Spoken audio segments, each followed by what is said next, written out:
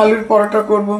আলুর পুর দেবো না, আলু দিয়ে মাখবো। আলু সেদ্ধ করে রেখেছিলাম, আমি গ্রেট করে রেখেছি। আলুর দম করব আর আলুর পরোটা করব।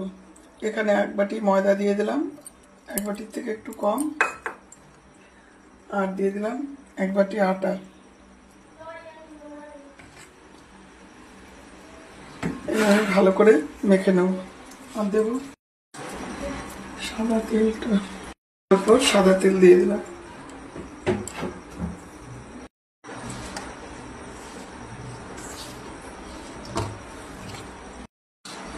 অল্প অল্প করে একটু জল দিচ্ছি। পাউডার আর জিরের পাউডার দিতে ভুলে গেছি, আমি এখন দিয়ে দিচ্ছি, কোনো ব্যাপার না। সামান্য একটু জিরে পাউডার, আটা দিয়ে দিলাম, এবার মেখে নেব।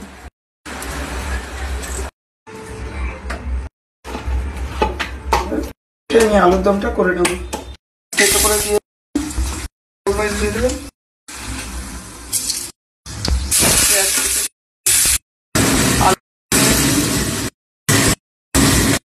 হলুদ গুঁড়ো দিয়ে দিলাম, টমেটো কুচি দিয়ে দিলাম, আমি এখানে আদা পাউডার দিয়ে দিলাম।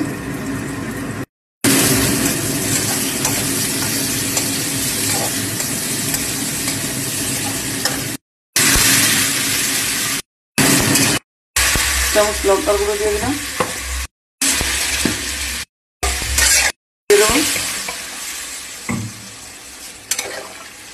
রেখেছিলাম টমেটোটা দিয়ে দিলাম, এটা কালারের জন্য। আর একটু গরম মশলা দিয়ে দিলাম, আর একটু ঘি দিয়ে দিলাম।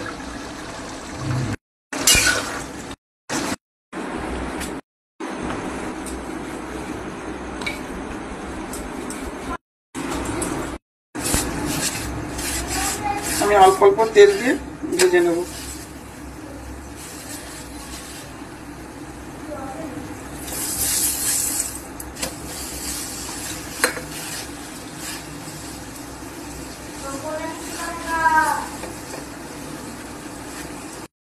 আটার লুচি, আটার পরোটা খেলে কোনো রকম গ্যাস অম্বল হয় না।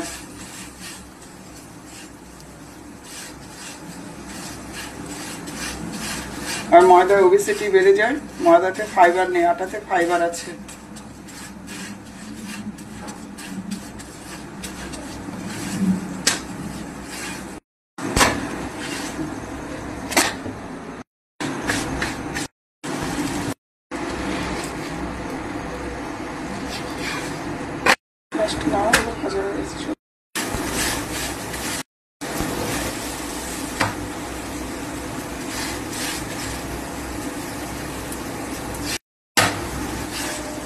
আমার পরোটাগুলো সব ভাজা হয়ে গেছে।